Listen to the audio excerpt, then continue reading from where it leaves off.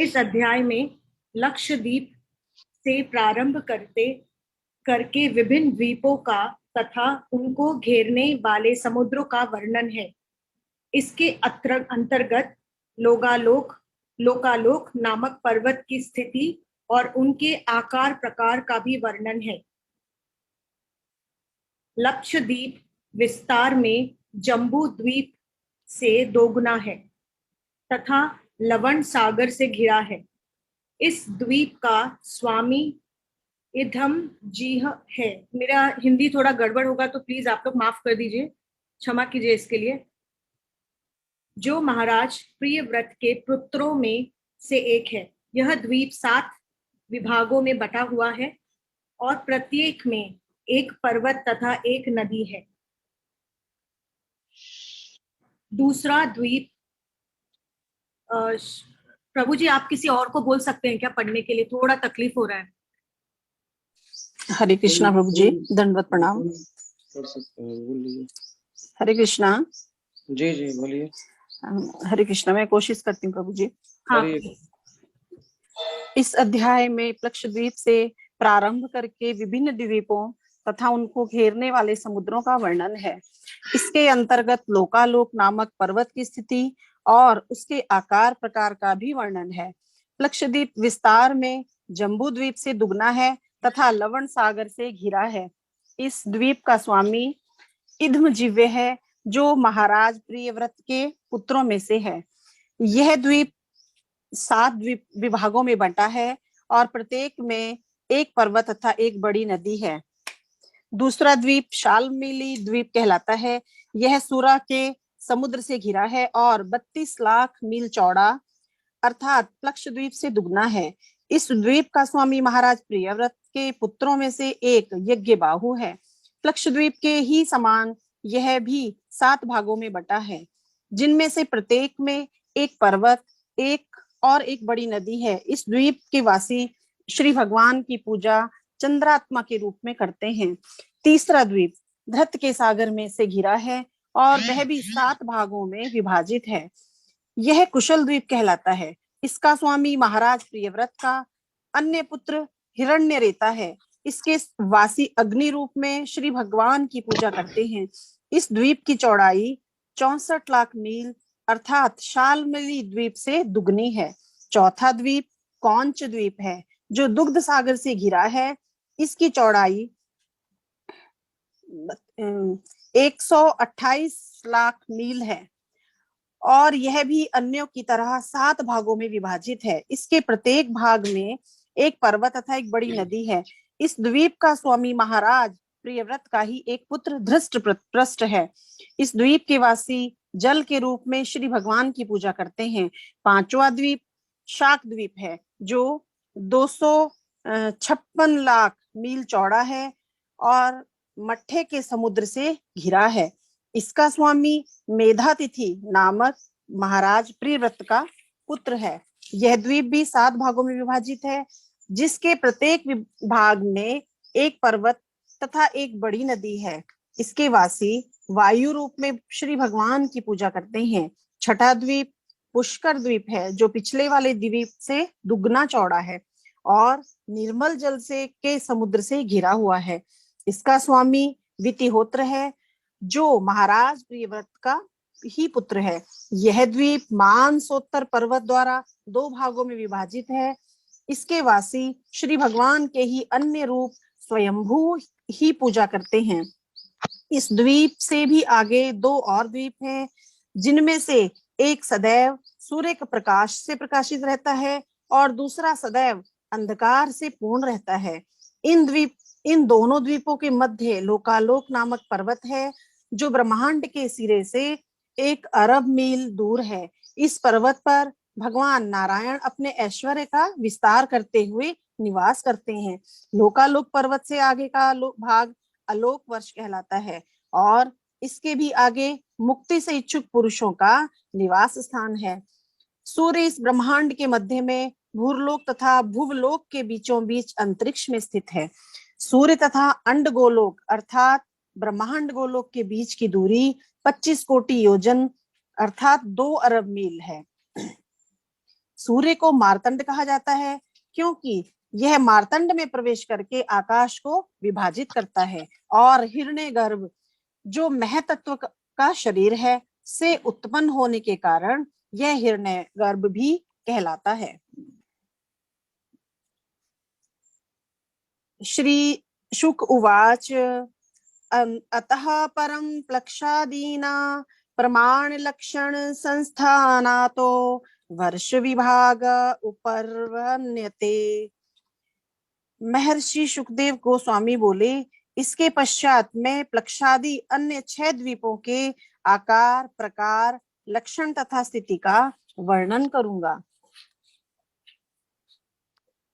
जम्बूद्वीपोऽयं यावत् प्रमाण विस्तारस्तावता क्षारो दधीना परिवेष्टितो यथा मेरुर्जम्बवावख्येन लवणो दधिरपि ततो द्विगुण विशालेन प्लक्षाख्येन परिक्षिप्तो यथा परीखा ब्रह्मोपवनेन प्लक्षो जम्बू प्रमाणो दीपा व्याख्या करो हिरण्यमय उत्थितो यत्राग्निपुरा रूपास्ते सप्तजिह्वस्तस्याधिपति प्रियव्रतात्मजः इद्मजिह्वः स्वयं दीपं सप्तवर्षाणि विभज्य सप्तवर्षनामभ्य आत्मजेभ्य आकलय्य स्वयं मात्यमे योगेनोपराराम।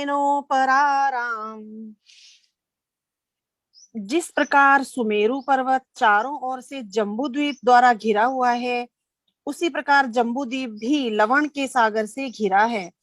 जम्बूद्वीप की चौड़ाई 1,00,000 योजन 8,00,000 मील है और लवण का सागर भी इतना ही चौड़ा है। जिस तरह कभी कभी दुर्ग की खाई उपवन से घिरी रहती है, उसी प्रकार जम्बूद्वीप को घेरने वाला लवण सागर भी प्लक्षद्वीप से घिरा हुआ है। प्लक्षद्वीप की चौड़ाई लवण के सागर से दुगनी अर्थात 2,00,000 योजन 16,00,000 मील है। प्लक्षद्वीप के में स्वर्ण के समान चमकीला एक वृक्ष है जो जम्बूद्वीप स्थित जम्बू वृक्ष के बराबर ऊंचा है। इसके मूल भाग में 7 ज्वालाओं वाली अग्नि है। यह वृक्ष प्लक्ष का है, अतः इस द्वीप का नाम प्लक्षद्वीप पड़ा। यह द्वीप महाराज प्रियव्रत के एक पुत्र इद्मजिह्व द्वारा शासित था। उन्होंने 7 द्वीपों के नाम अपने 7 पुत्रों के नामों पर रखे और उन्हें अपने पुत्रों को देकर सक्रिय जीवन से अवकाश प्राप्त कर वे स्वयं श्री भगवान की सेवा में लीन रहने लगे। हरे कृष्णा प्रभु जी, आगे पढ़ना है। किसी को कुछ पूछना है तो पूछ सकते हैं, बाकी तो सब इंफॉर्मेटिव ही है, इसमें तो हम कुछ कर नहीं सकते। और जी, वीडियो में प्रभु जी मैंने थोड़ी सी देखी थी, पूरा इसमें वीडियो में पूरा दिया हुआ है दोनों में। हाँ, बस वो वीडियो अगर आपने देख लिया तो आपको हाँ क्लियर जी, हो। हाँ जी, तो माता जी चाहें तो ऐसा कर सकती हैं कि जो लोग अभी लेट आए नहीं देखें तो एक बार उस वीडियो को बाद में हम चला सकते हैं, ऐसा जी, भी कर सकते हैं। वो आप बाद में देख लीजिएगा, तो वीडियो में ऐड हो जाएगा, उसको यूट्यूब पे डाल देंगे फिर। जी। ठीक है, आगे।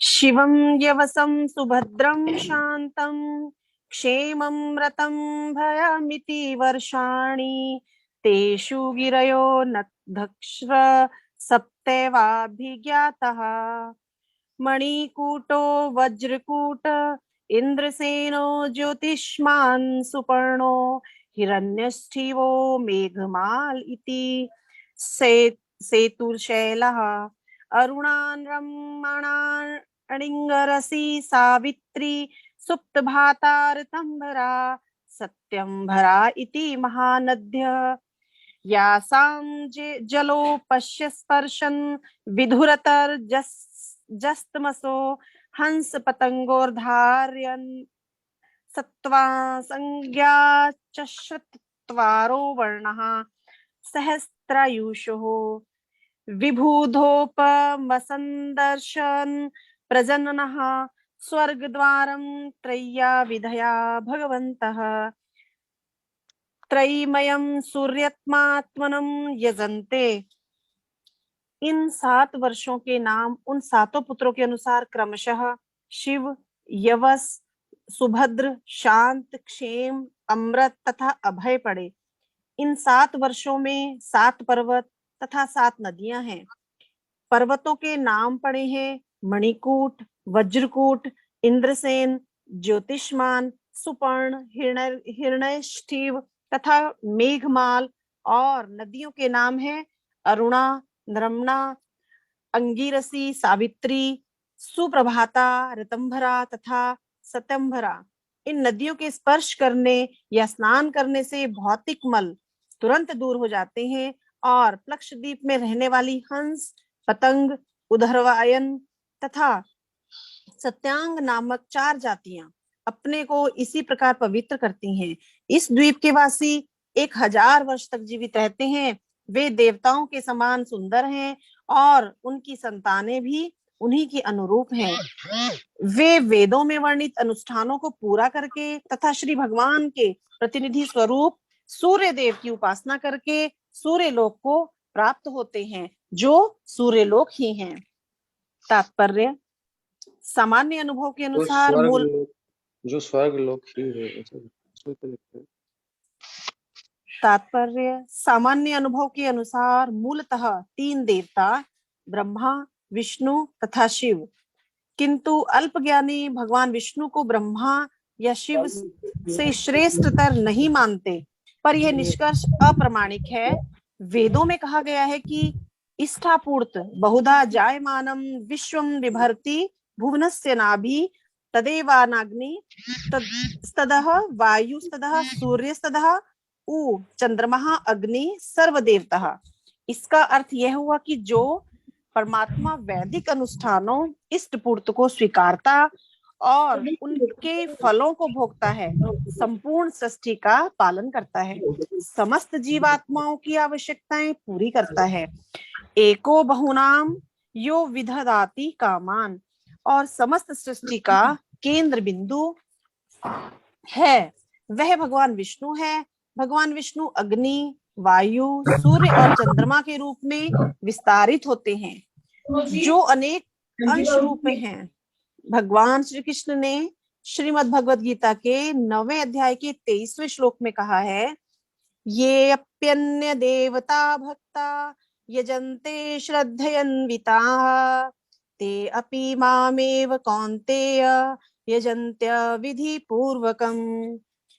जो सकाम भक्त श्रद्धा सहित अन्य देवताओं की उपासना करते हैं, वे भी मेरी ही उपासना करते हैं, परंतु उनकी आराधना विधि पूर्वक नहीं होती।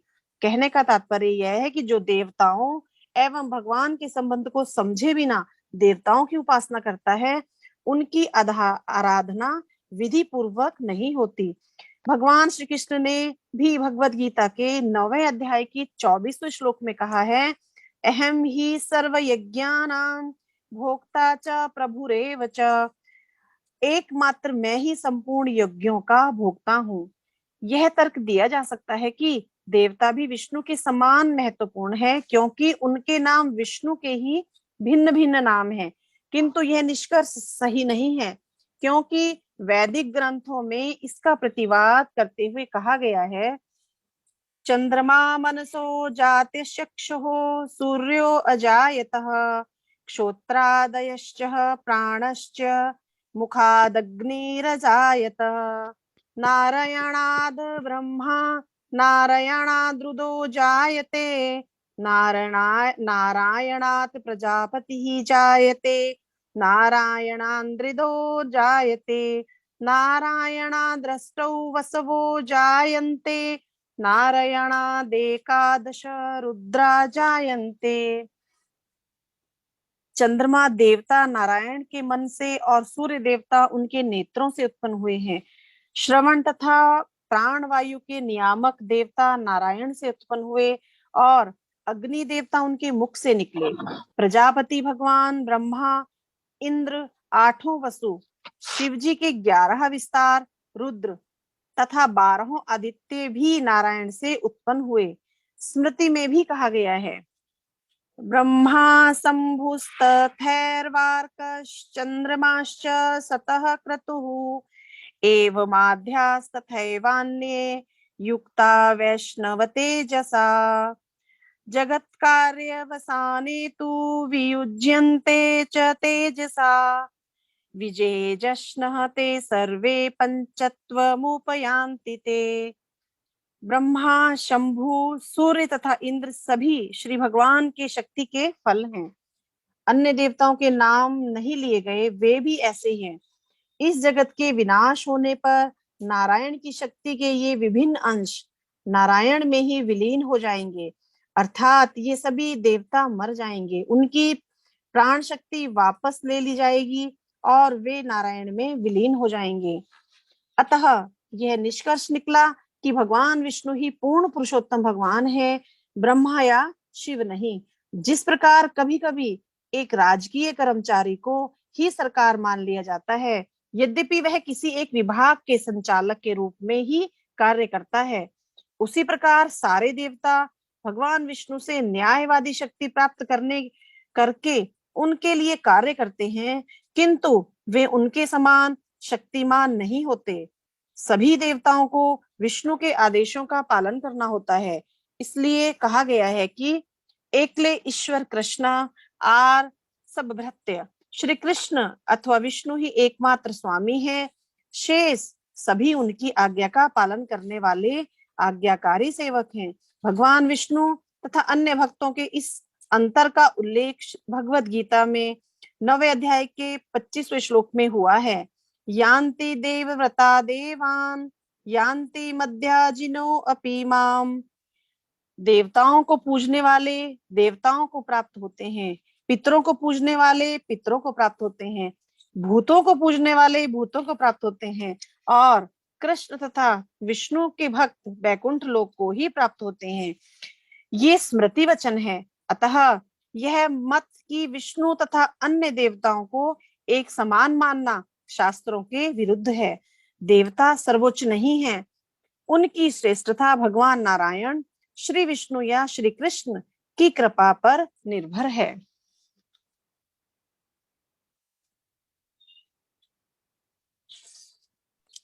आगे चलिए। श्लोक नंबर 5।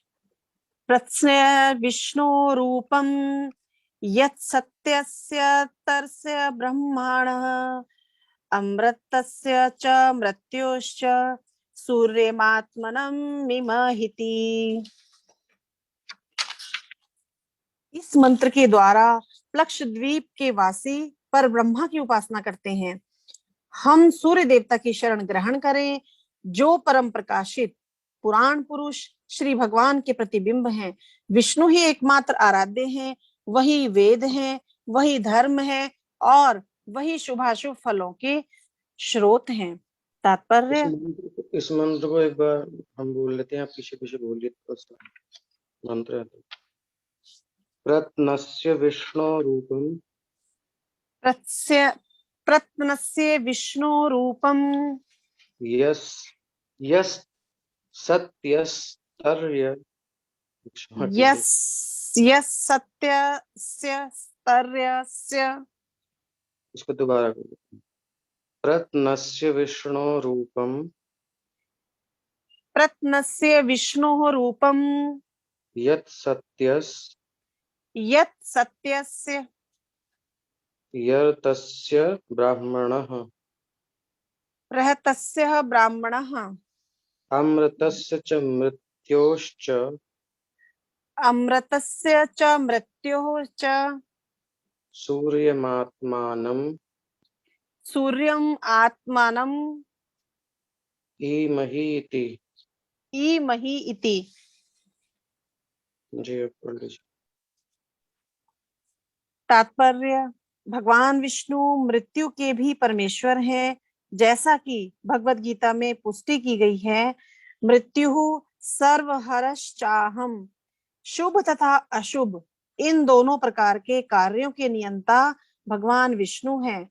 ऐसा माना जाता है कि शुभ कार्य विष्णु के सम्मुख होते हैं और अशुभ कार्य उनकी पीठ के पीछे। शुभ तथा अशुभ कार्य सारे विश्व में एक साथ पाए जाते हैं और भगवान विष्णु इन दोनों के नियंता हैं। इस श्लोक के संबंध में श्रील मध्वाचार्य का कथन है, सूर्य सोमाग्नि वारिश विधातृषु यथा क्रमम प्लक्षाद्विन्दीप संस्थासु स्थितम हरिमुपासते। संपूर्ण सृष्टि में अनेक भूभाग, खेत, पहाड़ तथा सागर पाए जाते हैं और सर्वत्र ही श्री भगवान विभिन्न नामों से पूजे जाते हैं। श्रील वीर राघव आचार्य ने श्रीमद् भागवत के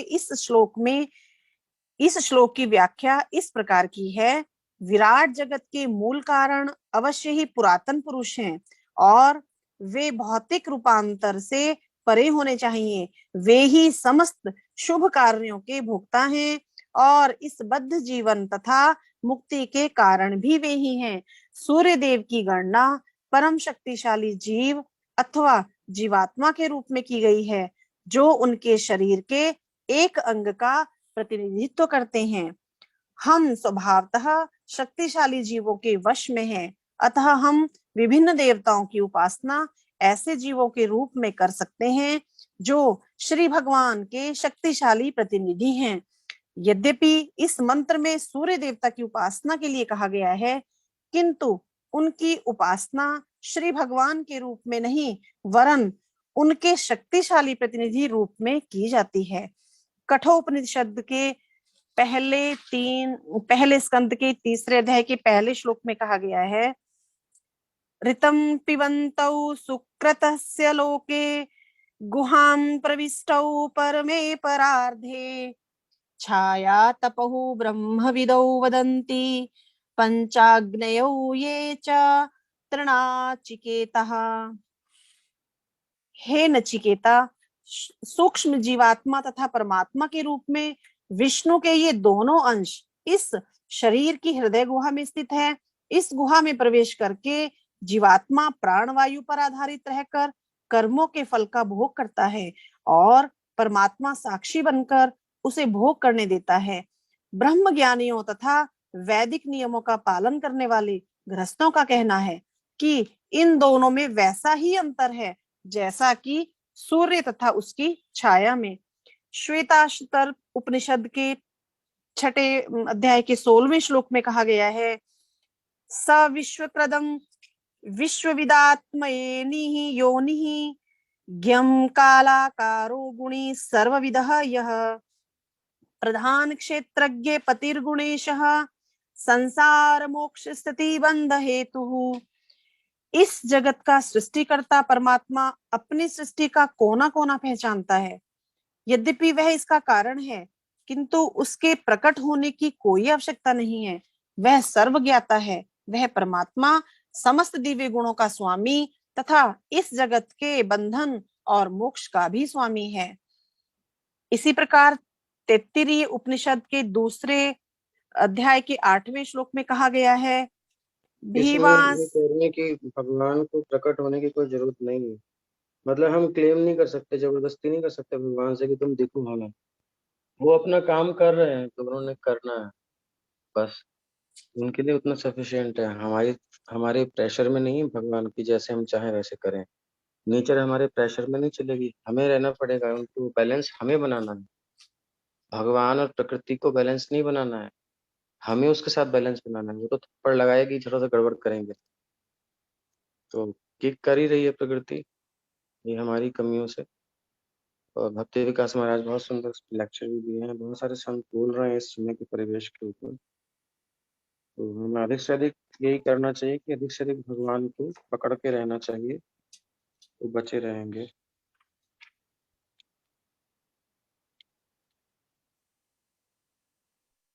बोलिए बोलिए।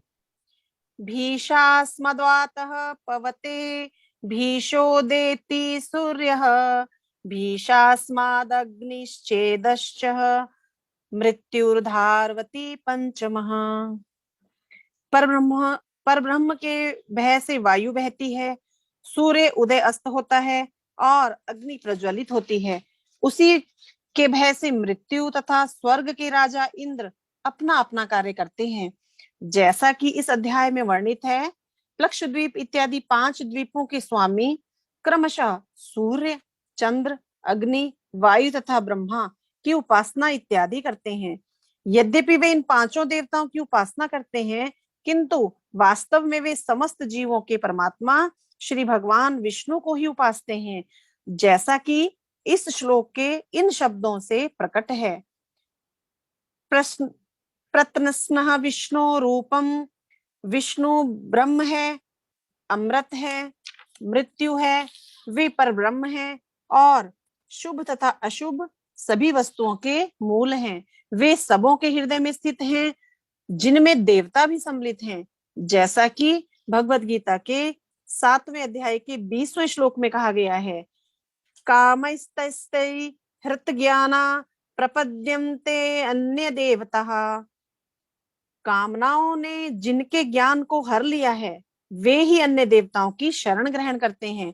जो महत्वाकांक्षाओं के कारण अंधे हैं, उन्हें अपनी आकांक्षाओं की पूर्ति के लिए देवताओं की उपासना की सलाह दी जाती है, किंतु देवता उनकी मनोकामनाओं को वास्तव में पूरा नहीं कर पाते।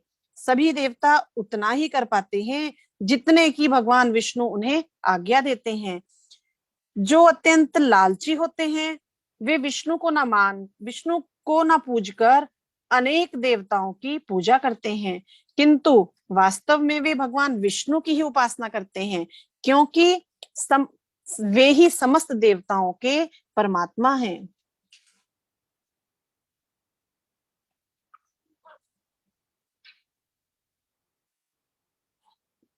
आगे करना है प्रभु जी। ये बात समझ में आ गई सबको? किसी कुछ पूछना तो नहीं?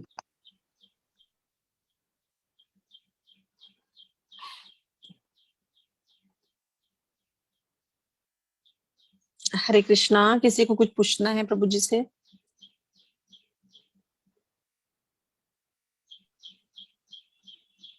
इसमें ये बात, एक उदाहरण मैंने पहले भी दिया था उपनिषद की कथा। एक बार देवताओं ने असुरों पर विजय प्राप्त की थी, तो उनको अभिमान हो गया था, अगर आपको याद हो तो। और उसमें भगवान ने कहा कि अच्छा इनको अभिमान हो गया है, तो उनके सामने एक यक्ष, एक दिव्य पुरुष प्रकट हुआ बाहर। तो वह कहने लगा क्या हुआ क्या हुआ? बोले हम सब ने विजय प्राप्त की है। बोले अच्छा, तुम्हारी अपनी अपनी सामर्थ्य क्या है? अग्नि कहते हैं कि मैं किसी को भी जला सकता हूँ, कुछ भी हो उस ब्रह्मांड में सब जला सकता हूँ। अच्छा, एक तिनका आगे रखते हैं और वो तिनका कहते हैं इसको जला के दिखाओ। अग्नि पूरी शक्ति लगाता है, तिनका नहीं जल पाता, शर्मा करके वापस चला जाता है। वायु आता है, अपना बल लगाता है, बोले हमने युद्ध जीता है, हमने जो है ब्रह्मांड में किसी को भी उड़ा सकता हूँ, मैं बहुत शक्तिशाली देव हूँ मैं। वायु ने पूरे जोर लगाया और तिनके को हिला भी नहीं सका। ऐसे सारे देवताओं ने अपना प्रयास किया। बाद में वो शक्ति थी भगवान की, और वो आई थी उन परीक्षा उनको होश दिलाने के लिए कि वास्तव में सब भगवान की शक्ति से ही तुम लोग कर रहे हो। कोई भी स्वतंत्र नहीं कर सकता, सबके पास पावर भगवान की दी हुई है, चाहे देव हो, चाहे मनुष्य हो, चाहे असुर ही क्यों ना हो, सबके पास शक्ति भगवान की है। बस जो मिसयूज करते हैं उन्हें असुर कहते हैं, जो यूज करते हैं प्रॉपर भगवान की सेवा में, सबके हित में, उन्हें देवता कहते हैं। लेकिन अभिमान ना तो हित करने वालों को करना चाहिए, ना अहित करने वालों को। अहित तो खैर करने वाले जानते ही नहीं, वो तो अभिमानी होते ही हैं असुर तो। किंतु जो देव भी हैं, जो मनुष्य, देव स्वरूप मनुष्य हैं, जो कल्याण कार्यों में लगे हैं, वो भी अभिमान ना करें, क्योंकि शक्ति एक्चुअली भगवान की है। तो पावर सबके पास सुप्रीम पर्सनैलिटी से आ रही है, ये इस कहानी से भी समझ में आ रहा है। बाद में इंद्र आया तो वो शक्ति चली गई, और फिर कहा कि जाके भगवान की शरण लो, तुम लोग अभिमान मुक्त और व्यर्थ, उनकी कृपा से तुम लोग विजयी हुए। बस हमें हर समय यही याद रखना है कि जो भी कुछ हो रहा है, वो प्रभु की शक्ति से हम कर पा रहे हैं। बस ये है कि हम उसका मिसयूज ना करें, जो हमने किया है उसका परिणाम हमारे सामने है, और जो यूज करते हैं उनको उसका परिणाम मिलता है। बस यही है। भगवान की शरण में रहना ही एक मनुष्य का श्रेष्ठ धर्म है, उनकी सेवा में रहना, उनके अनुकूल है।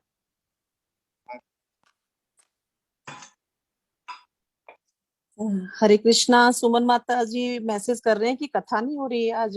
पूनम माता जी, आप उनको लिंक भेज दीजिए प्लीज। हरे कृष्ण। श्लोक नंबर 6। हरे कृष्ण। हरे कृष्ण। हरे कृष्ण प्रभु जी। बोलिए बोलिए। हरे कृष्ण प्रभु जी, प्रणाम। एक ये भौतिक मल के बारे में ना थोड़ा दोबारा से बता दीजिए। भौतिक मल मतलब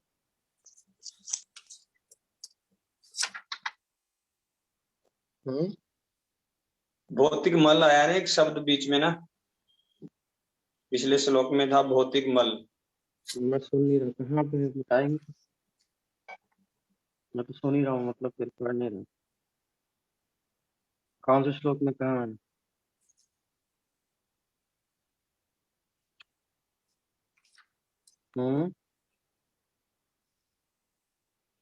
भौतिक मूल तो वैसे पता ही है आपको, लेकिन फिर भी कहाँ बताएंगे तो एग्जैक्ट।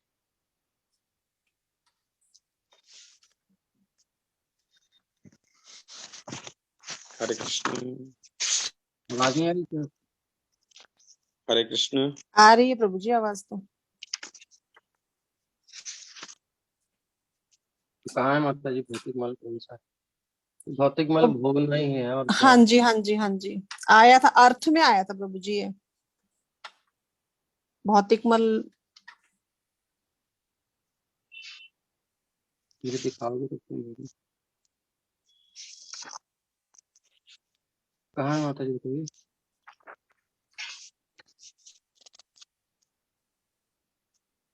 या जयदेव जी तो खोज लीजिएगा, फिर दोबारा पूछ लीजिएगा। पढ़िए फिर। श्लोक नंबर 6। प्लक्षादिषु पंचसु पुरुषाणाय मुरीन्द्रिय मोजः सहो बलम् बुद्धिर्विक्रमः इति च सर्वेषामौत्पत्तिकी सिद्धिर्विशेषेण वर्तते। हे राजन, प्लक्ष आदि 5 द्वीपों में सभी वासियों के जन्म से ही आयु, मनोबल, इंद्रिय बल, शारीरिक बल, बुद्धि और शौर्य पराक्रम समान रूप से प्रकट रहते हैं। प्लक्षः स्वसमाने नेक्षुर सोदेनाव्रतो यथा यथा तथा द्वीपो अपि शाल्मलो द्विगुणा विशालः समानेन सुरोदेनाव्रत परिपंक्तेः। प्लक्ष द्वीप अपने ही समान चौड़ाई वाले इक्षुरस के समुद्र से घिरा हुआ है। इसी प्रकार उसके आगे उससे दुगने परिमाण वाला शाल्मली द्वीप है। 4 लाख योजन अथवा 32 लाख मील चौड़ा, जो उतने ही चौड़ाई वाले जल समूह अर्थात सुरा सागर से घिरा हुआ है। श्लोक नंबर 8। श्लोक नंबर 8। यत्र वै शाल्मली प्लक्षायामा वाव किल निलयमाहुर्भर्गवतः छन्दः स्तुतः पतन्त्री राजस्य सा द्वीपहुतये उपलक्ष्यते। शाल्मली द्वीप में शाल्मली का एक वृक्ष है, जिससे इस द्वीप का यह नाम पड़ा। यह प्लक्ष वृक्ष के बराबर चौड़ा और ऊंचा है, अर्थात 100 योजन 800 मील चौड़ा तथा 1100 योजन 8800 मील ऊंचा है। विद्वानों का कथन है कि यह विशाल वृक्ष पक्षियों के राजा तथा विष्णु के वाहन गरुड़ का निवास स्थान है। योजन बोलते हैं और मील बोलते हैं ना, जी प्रभु जी। तो थोड़ा या लगा दिया किसी ने, तो फिर कंफ्यूजन हो जाएगा। इतने ठीक है प्रभु योजन जी, या ठीक है। इतने मील ऐसे करें तो क्लियर हो जाएगा। 100 योजन अर्थात 800 मील चौड़ा तथा 1100 योजन या 8800 मील ऊंचा है। विद्वानों का कथन है कि यह विशाल वृक्ष पक्षियों के राजा तथा विष्णु के वाहन गरुड़ का निवास स्थान है। यहाँ गरुड़ भगवान विष्णु की वैदिक स्तुति करता है। तदद्विपधिपतिः प्रियव्रतात्मजो यज्ञबाहु स्वसुतेभ्यः सप्तभ्यस्तन्नामानि सप्तवर्षाणि व्यभजत्सु रोचनम् सौमनस्यं रमणकं देवर्षः पारिभद्रमाप्यायनं विज्ञाततमिति। शाल्मली द्वीप के स्वामी महाराज प्रियव्रत के पुत्र यज्ञबाहु ने इस द्वीप को 7 भागों में विभाजित करके उन्हें अपने पुत्रों को दे दिया। इन विभागों के नाम उनके पुत्रों के नामों पर हैं। सुरोचन, सौमनस्य, रमणक, देववर्ष, पारिभद्र, आप्यायन तथा अविज्ञात। श्लोक नंबर 10। तेषु वर्षाद्रयो नधक्ष सप्तैवाभिज्ञाता स्वरसः सप्तशंगो वामदेव कुंदो मुकुंदः पुष्पवर्षः सहस्रश्रुतिरीति अनुमतिः सीनीवाली सरस्वती कुहू रजनी नंदारा केती। इन 7 विभागों में 7 पर्वत हैं जिनके नाम स्वरस, शतशृंग, वामदेव, कुंद, मुकुंद, पुष्पवर्ष तथा सहस्त्र श्रुति हैं। उनमें 7 नदियां भी हैं जिनके नाम अनुमति, सिनीवाली, सरस्वती, कुहू, रजनी, नंदा तथा राका हैं। ये आज भी विद्यमान हैं। त्वदर्श पुरुषः श्रुतधर वीर्य धर वसुंधरे शंधर संज्ञा भगवन्तः वेदमयं सोममात्मानं वेदेन यजन्ते। इन द्वीपों की वासी श्रुतिधर, वीर्यधर, वसुंधर तथा ईशंधर नामों से विख्यात हैं और वे वर्णाश्रम धर्म का कठोरता से पालन करते हुए श्री भगवान के सोम नामक अंश की, जो साक्षात चंद्रदेव हैं, उपासना करते हैं। श्लोक नंबर 12। स्वगोभी पितृदेवेभ्यो विभजन्य कृष्ण शुक्लयो प्रजानानां सर्वासां राजान्धः सोम न अस्तित्वति। शाल्मली द्वीप के वासी चंद्र देवता की आराधना निम्नलिखित शब्दों से करते हैं।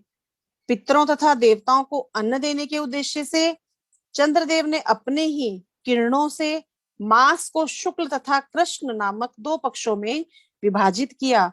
चंद्र देवता काल का विभाजन करने वाला और ब्रह्मांड के वासियों का अधिपति है। अतः हम ये प्रार्थना करते हैं कि वह हमारा अधिपति तथा पथ प्रदर्शक बना रहे। हम उसे सादर नमस्कार करते हैं।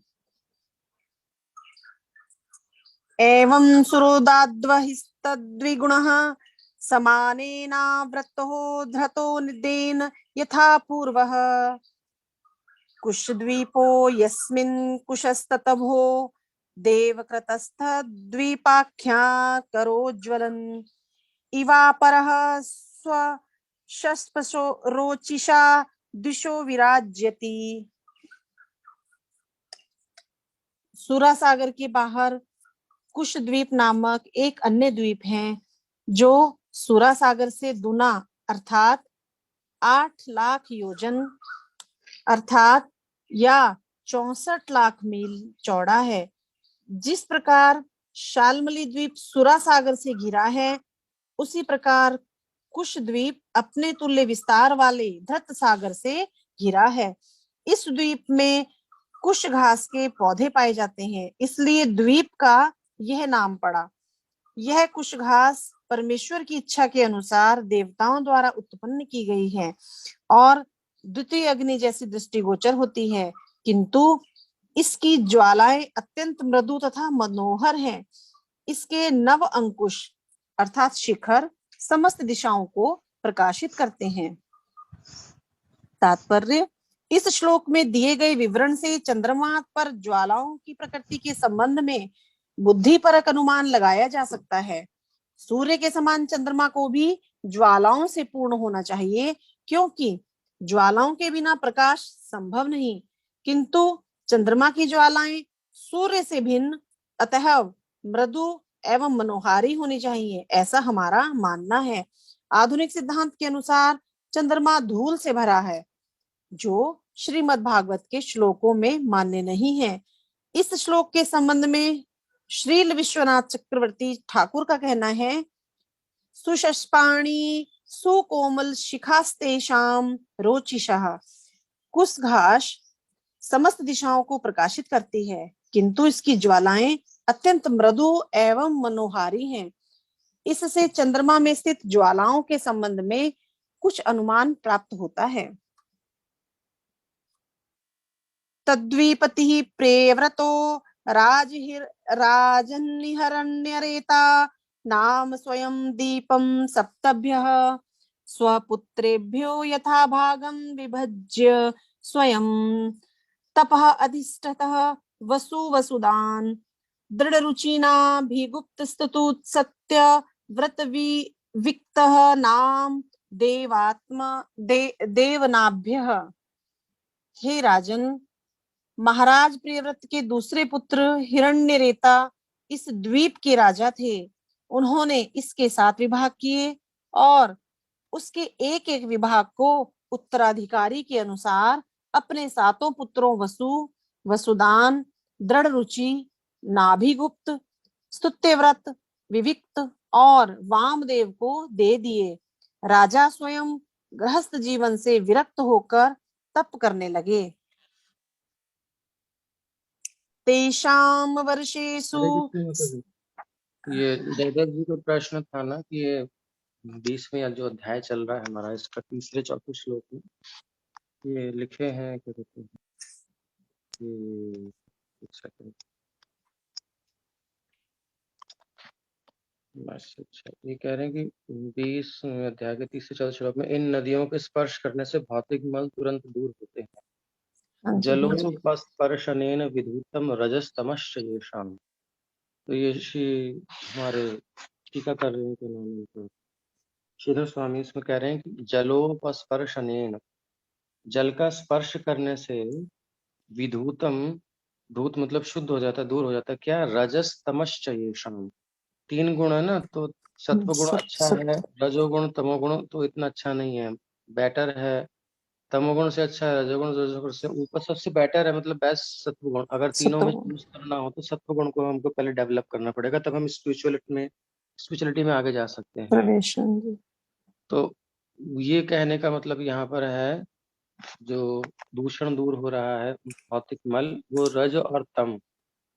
और भागवत को सुनने से भी यही होता है, तदा रजस तमो भावा काम लोभा दयश्चर्य। क्या है भौतिक मल? काम, क्रोध, लोभ, मद, मात्सर्य, ये सब चीजें जो है ना, ये रजोगुण तमोगुण से आती हैं, यही भौतिक मल है।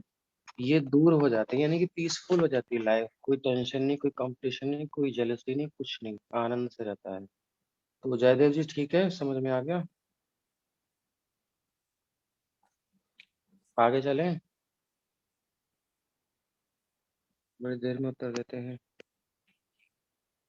ठीक है मध्य जी, कृष्ण। ठीक है, चलिए। हरे कृष्ण। 15वां श्लोक है प्रभु जी। तेषां वर्षेषु सीमा गिरयो नद्यश्चाभिज्ञातः सप्त सप्तैव चक्रश्चतुः शृङ्गः कपिलश्चित्रकूटो देवानीक उधर्वरोमा द्रविण इति रसकुल्या मधुकुल्या मित्रविन्दा श्रुतविन्दा देवगर्भा धृतच्युता मंत्रमालेति। इन 7 द्वीपों में 7 सीमांत पर्वत हैं, जिनके नाम चक्र, चतुश्रृंग, कपिल, चित्रकूट, देवानीक, उधर्वरोमा तथा द्रविण है। इसी प्रकार 7 नदियां हैं, जिनके नाम रमकुल्या, मधुकुल्या, मित्रविंदा, श्रुतविंदा, देवगर्भा, धृतच्युता तथा मंत्रमाला है। यासां पयोभिः कुशद्वीपोकसः कुशलकोविदाभियुक्त कुलकंसज्ञा भगवन्तः जातवेद स्वरूपिणं कर्म कौशलेन यजन्ते। कुशद्वीप के वासी कुशल, कोविद, अभियुक्त तथा कुलक नामों से विख्यात हैं। वे क्रमशः ब्राह्मण, क्षत्रिय, वैश्य तथा शूद्रों के सदृश हैं। उक्त नदियों के जल में स्नान करके ये सभी वासी पवित्र होते हैं। वे वैदिक शास्त्रों के अनुसार अनुष्ठानों को संपन्न करने में कुशल हैं। इस प्रकार वे अग्नि देवता के रूप में भगवान की उपासना करते हैं। श्लोक नंबर 17। परस्य ब्राह्मणः साक्षाज्यात् वेदो अस्य हव्यवाट देवानां पुरुषांज्ञानां यज्ञेन। एक बात देखिए कि सब जगह उपासना चल रही है जी केवल यही ऐसी जगह है हमारा ये जो पृथ्वी का क्षेत्र है कलयुग का, जहाँ जी। उपासना नाम को रहती है। गिने चुने लोग हैं, रियल में उपासना करने वाले बहुत कम है। आडंबर, दिखावा, शोबाजी, यश के लिए धर्म का सेवन करने वाले बहुत हैं कलयुग में। सकाम भक्ति। हाँ, जो भी कुछ कर रहे हैं उनका कोई हिडन पर्पस है, मोटिव है, कुछ ना कुछ है। उनका भगवान की प्रसन्नता पर्पस नहीं है।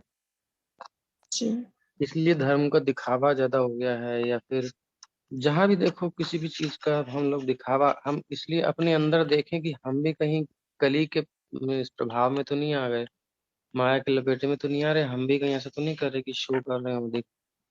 जो करें थोड़ा ही करें, लेकिन भगवान को प्रसन्न करने के लिए करें। कोई स्वार्थ ना हो अपना, भौतिक सुख की इच्छा ना रहे। भौतिक सुख तो भगवान दे ही रहे हैं, नेचुरल। जो भगवान को बात मानेगा चलेगा उसे सब मिलता ही है। ये आप खुद ही अनुभव करोगे। जो अच्छा बच्चा होता है, माता पिता उस पर नेचुरली कृपा करते हैं। जो उनकी बात मानता है, सही से रहता है, बिना मांगे उसको सब मिलता है। ये चीज कोई मांगने की नहीं होती है। संसार की चीजें, सुख, ऐश्वर्य, नेचुरल भगवान सबको दे ही रहे हैं। ऑलरेडी सब संसार बना के दिया, इतना बड़ा यूनिवर्स बना के दे दिया। क्या सिस्टम है, आप पढ़ ही रहे हो। सबकी डिजायर्स अलग अलग हैं, सबकी सिचुएशंस अलग अलग हैं। किसको कब क्या कैसे कहाँ देना है, कहाँ जन्म होगा, क्या होगा, सब दिया हुआ उनका है। सब सिस्टम मैनेजमेंट उनका है। हम बस उसमें रह करके उसको बस प्रॉपर यूज करना सीख लें। जहाँ है, जितना हमारे पास है उसका प्रॉपर यूज करें उन्हीं की सेवा में। बस इतना ईमानदारी से कर लें, हमारा डेवलपमेंट हो जाएगा, हम आगे प्रोग्रेस कर लेंगे। हमें इतना ही सोचना है, अपना रोल अच्छे से प्ले करना है। बाकी दुनिया क्या कर रही है हम उसको नहीं कर सकते, हमारी पावर नहीं है। जिनके पास पावर है वो यूज कर रहे हैं, वो अपना करें। हम लोग कितना कर सकते हैं उस पर फोकस करें। हमारा पर्सनल कंट्रीब्यूशन क्या है। जैसे कि अभी हम यहाँ भागवत पढ़ रहे हैं तो हम भगवान की आराधना कर रहे हैं, उनकी सेवा में लगा रहे हैं, अपना समय डिवोट कर रहे हैं और उनसे प्रार्थना कर रहे हैं कि आप कृपा कीजिए। तो ये हमारा अपना कंट्रीब्यूशन जितना भी है, मैक्सिमम टाइम इसी में देना है। तो सभी लोग आराधना कर रहे हैं। अब देखो हर युग में, हर उस पे द्वीप पर चल रही है, अपने अपने तरीके से सब लोग कर रहे हैं आराधना ही साहब।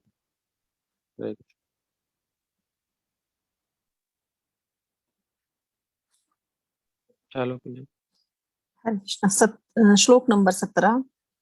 परस्य ब्रह्मणः साक्षाज्वात वेदो असीहाव्यवाट देवानां पुरुषा संज्ञानां यज्ञेन पुरुषं जयेति। यह वह मंत्र है जिसके द्वारा कुश द्वीप के वासी अग्निदेव की पूजा करते हैं। हे अग्निदेव, आप श्री भगवान हरि के अंश रूप हैं और उन तक समस्त हवियों को पहुंचाते हैं। अतः हम आपसे प्रार्थना करते हैं कि हम देवताओं को जो भी यज्ञ सामग्री अर्पण कर रहे हैं उसे आप पूर्ण पुरुषोत्तम भगवान को अर्पित करें, क्योंकि परमेश्वर ही असली भोक्ता हैं। प्रभु जी इसमें हवि, समस्त हवियों को पहुंचाते हैं। हवि हाँ।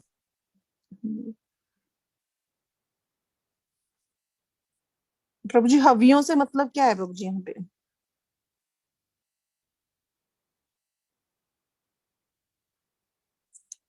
हरे कृष्णा। आवाज नहीं आ रही क्या? नहीं प्रभु जी, अब आई है। जो भी हम अग्नि में वस्तु डालते हैं, घी डालते हैं, सामग्री डालते हैं, फल, आहुतियां आहुति जो भी डालते हैं उसे हवि के अर्पित जो करते हैं। तो और अग्निदेव देखो आप, अग्निदेव का कार्य ही बांटना ही है। जी। स्वाहा अग्निदेव की पत्नी का नाम है। तो शक्ति और शक्तिमान पति पत्नी मिलकर भगवान की सेवा कर रहे हैं। जो भी हम अर्पित करते हैं अग्नि में तो स्वाहा करते हैं। स्वाहा श्रीमती जी ले जा करके अपने स्वामी अग्नि को देती हैं। अग्निदेव क्या करते हैं, अग्निदेव उसे बांट देते हैं सब जगह। कैसे पता चलता है बांट देते हैं, तो एक एक वैष्णव थे, वो बहुत सुंदर समझाते थे, मिर्चा डाल के देखो अग्नि में, पता चल जाएगा। जी।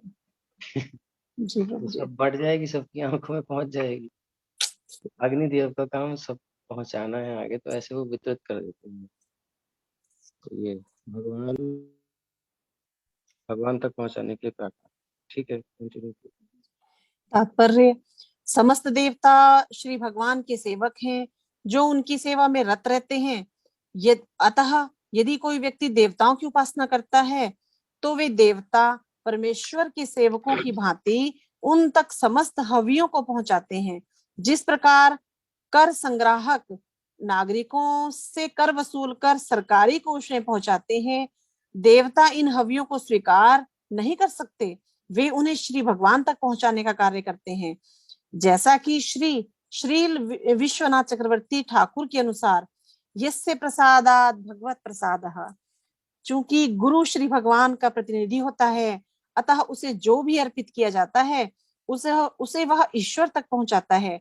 इसी प्रकार से समस्त देवता श्री भगवान के आज्ञाकारी सेवकों की भांति समस्त हवियों को उन तक पहुंचाते हैं। यदि यह समझकर देवताओं की उपासना की जाए तो कोई हानि नहीं है, किंतु यदि कोई यह सोचे कि देवता श्री भगवान के तुल्य हैं और स्वतंत्र हैं, तो उसे यह हम हरत ज्ञान अर्थात ज्ञान की हानि, कामस्तै हर ज्ञानः कहेंगे। अतः जो देवताओं को वास्तविक वर देने वाला समझते हैं वे त्रुटि करते हैं। तथा धृतोदाद्वहि कौंच दिवीपो द्विगुणः स्वमानेन क्षीरोदेन परित उपक्लुप्तो व्रतो तथा कुशद्वीपो धृतोदेन यस्मिन् क्रौंचो नाम पर्वतराजो द्वीपना निवर्तक आस्ते। धृत सागर के बाहर कौंच द्वीप नाम का एक अन्य द्वीप है, जिसकी चौड़ाई धृत सागर से दुगनी अर्थात 16 लाख योजन अर्थात 126 लाख मील है। जिस प्रकार कुश द्वीप धृत सागर से घिरा हुआ है, उसी प्रकार कौंच द्वीप अपने ही समान चौड़ाई वाले दुग्ध सागर अर्थात क्षीर सागर से घिरा हुआ है। 16 लाख योजन है और जी 1,28,00,000 मील। ठीक है प्रभु जी। 10,000 10,000 लाख 10 लाख और करोड़। घृत सागर मतलब घी का सागर है। घी तो का जिस सागर जी। हो आराम से वहां जा सकता है। दूधो नहाओ पूतो फलो वाला जो आशीर्वाद है, तो दूध का भी समुद्र सत है और घी का तो है ही, जिसको लेना हो तो ले सकते हैं आप। ठीक है। कौंच द्वीप में कौंच नामक एक विशाल पर्वत है, जिसके कारण इस द्वीप का नाम यह नाम पड़ा। यो यसो गुह्यं प्रहरोणमन्थितः नितम्बुकुञ्जोऽपि क्षीरोदेनासिच्यमानो भगवता वरुणेनाभिगुप्तो विभयो बभूव। यद्यपि कार्तिक के शस्त्र प्रहार से कौंच पर्वत के ढालों की वनस्पतियां विनष्ट हो गई थी, किंतु चारों ओर से क्षीर सागर द्वारा सदा सिंचित होने वाले एवं वरुण देव के द्वारा संरक्षित होने से यह पर्वत पुनः निर्भीक हो गया। कार्तिकेय प्रभु जी, ये कार्तिकेय जो शिव जी भगवान जी के पुत्र थे। जी हाँ, युद्ध में ना कार्तिक ने बहुत भयंकर जी जी जी। युद्ध किया था, तो नष्ट हो गया था, फिर से सही हो गया। श्लोक नंबर 20। तस्मिन्नपि प्रेव्रतो धृष्टपृष्टो नामाधिपतिः स्वे द्वीपो वर्षाणि सप्त विभज्यतेषु पुत्रनामसु सप्त रिक्तथादान् वर्ष पान्निवेश्य स्वयं भगवन्न भगवतः परम कल्याण यशस आत्मभूतस्य हरिनिश्चरणारविन्दं मुंज पुजगाम। इस द्वीप के अधिपति महाराज थोड़ा प्रियव्रत सा के स्पीड और कम कर देंगे तो और अच्छा पढ़ेंगे। घबराइए मत, आराम से पढ़िए, स्लो पढ़िए उसको। उसको जब तक पकड़ नहीं पा रहे हैं आगे मत पढ़िए, तो अच्छे से पढ़ लेंगे। ठीक है। इस द्वीप के अधिपति महाराज प्रियव्रत के अन्य पुत्र थे जिनका नाम धृतप्रस्थ था और जो अत्यंत विद्वान थे। उन्होंने भी अपने देश को 7 भागों में विभाजित करके उनके नाम अपने 7 पुत्रों के नामों के अनुसार रखे और स्वयं गृहस्थ जीवन से विरक्त होकर परम कल्याणकारी समस्त आत्माओं की आत्मा श्री भगवान के पदार विंदों में शरण ली। इस प्रकार वे सिद्धि को प्राप्त हुए। श्लोक नंबर 21। आमो मधुरुहो मेधप्रस्थः सुधामा भ्राजिष्ठो लोहितार्णो वनस्पतिरीतिः धृतप्रस्थः सुतास्तेषां वर्षगिरयः सप्त सप्तैव नद्यश्चाभिख्याताः शुक्लो वर्धमानो भोजन उपबहिर्णो नन्दो नन्दनः सर्वतो भद्र इति अभया अमृतौधा आर्यका तीर्थव्रती रूपवती पवित्रवती शुक्लेति।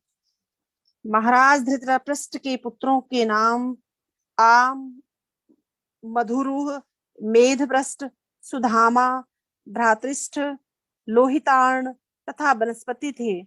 उनके द्वीप में 7 पर्वत थे जो 7 देशों की सीमाओं को सूचित करने वाले थे और 7 नदियां भी थी।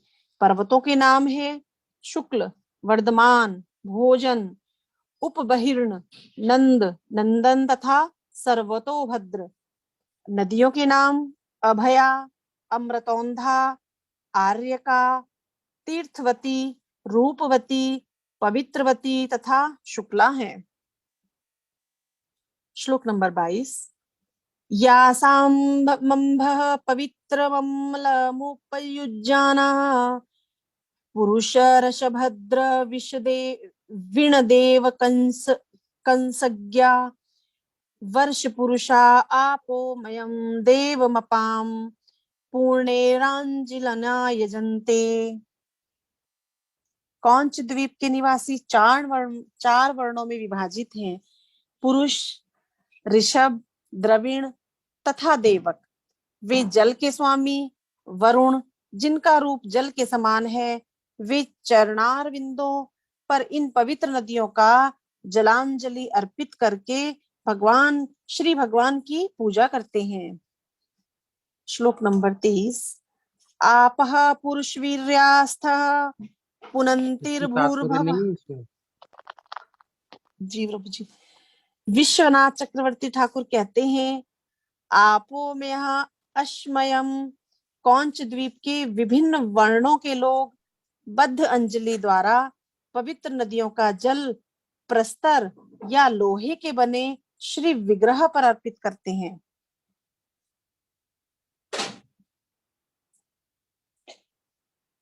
आपः पुरुषवीर्यास्थः पुनन्ति भूर्भुवः सुवः तानः पुनितामि बद्धनिः स्पर्शतामात्मना भुवः इति।